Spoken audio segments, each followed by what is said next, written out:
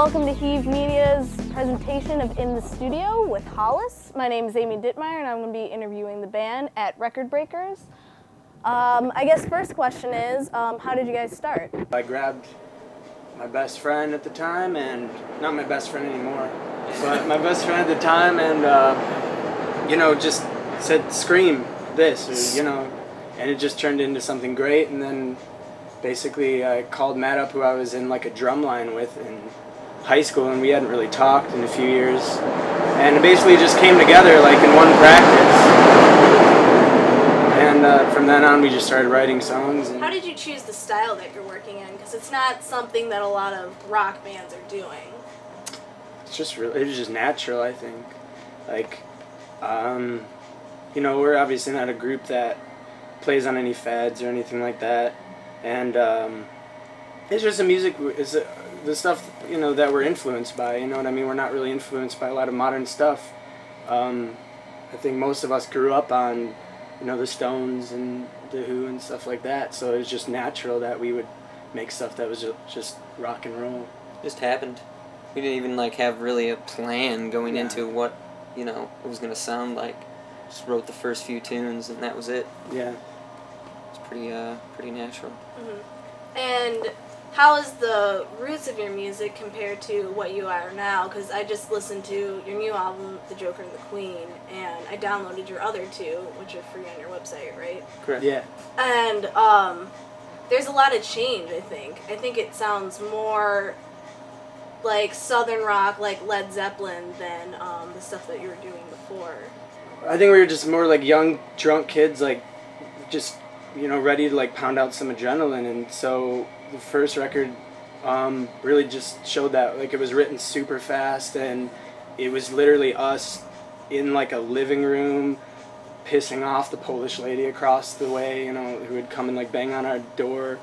And it was just like that kind of thing. And as time went on, the second record and now this one, we've just been able to hone in what we do and sort of you know, more, you know, broaden our influence, you know, and also playing with each other and everything like that. You know, we find out what each other's strengths are, and we've had a lot of growing experience, like a lot of time, like as individuals as well as like a group, to kind of just like grow, kind of expand like everything that we were doing, and just kind of mature pretty much. Mm-hmm. You know, away from like just like the pounding to more like a more subtle side with some of the tracks. And what about your lineup? Because you're the three main guys, right? But you also have some other members that play with you guys. Yeah. Is that kind of more an aesthetic choice for your sound, or just well, necessity? We needed a bass player, so we thought we probably need one of those. But our lineups changed very little. I mean, we've added a new bass player that wasn't with us on the previous two records, Mr. Colin Mulhern. I'm supposed to give him a shout. We picked up a backup singer. A lot of our stuff, that when we were recording and stuff, we kind of thought like, let's put some female vocals on this stuff, and it just turned out that we sort of like brought her in just to sort of see what happened, and it ended up working out on like pretty much all of our stuff, whether it was recorded like that or not. We just integrated it in, and we've gotten really good feedback on it, and we just love it, you know. It just adds an extra layer, and it's less work for me because I don't have to sing now. How do audiences receive you guys, since you're not really in the mainstream kind of rock and roll like bar scene? They hate us. We get people coming up to us saying that, you know, anyone from anywhere from like 15 to 60, and they like really relate to the music. You know, you've got your older folks that really dig like that sound, and it reminds them a lot of stuff that they used to listen to. And then you've got new audiences that are like in touch with old stuff, you know, and like have a real understanding of like old like rock and roll, what rock and roll started as, you know. And that's kind of our audience, is like people that like really know what rock and roll is and appreciate it for its roots, where it came from, you know, the blues, you know, to like rock and roll, and then transferred into rock.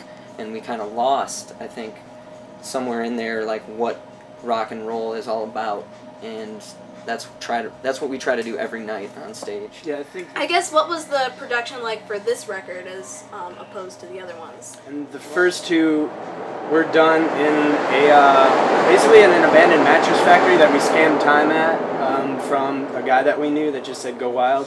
This time though, we had less resources, so we basically took all the gear we could, you know, find from all of our friends and everything, and basically just went into places that had pretty good ambiance, basements and bedrooms and like anywhere that we could find bathrooms and everything, and it just kind of came out like that.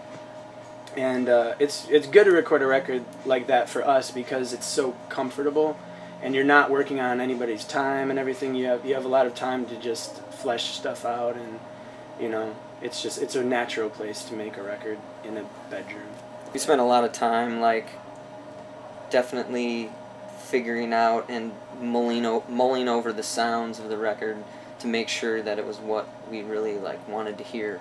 What filled our ears was something that, you know, really represented where we were at the time. Yeah, and it's not an LA record or something, you know. It's not like a pristinely produced record. It's very organic, and surprisingly, like, that's not been detrimental. People get that right away, and they realize like there's something that sounds different like this record, like how maybe you know, like Zeppelin 3 sounds. It just sounds off, but at the same time, it's like so organic that it's more interesting. I guess we could talk about the Reggie's gig that Yeah. you will be playing June 18th. Woo! Yes. Here downstairs. Should be good. What can we expect from your live performance? How are you guys different from like listening to you on an album to seeing you on stage? That's for Everything you to is come at and least find like out. 40 decibels louder. That's expected.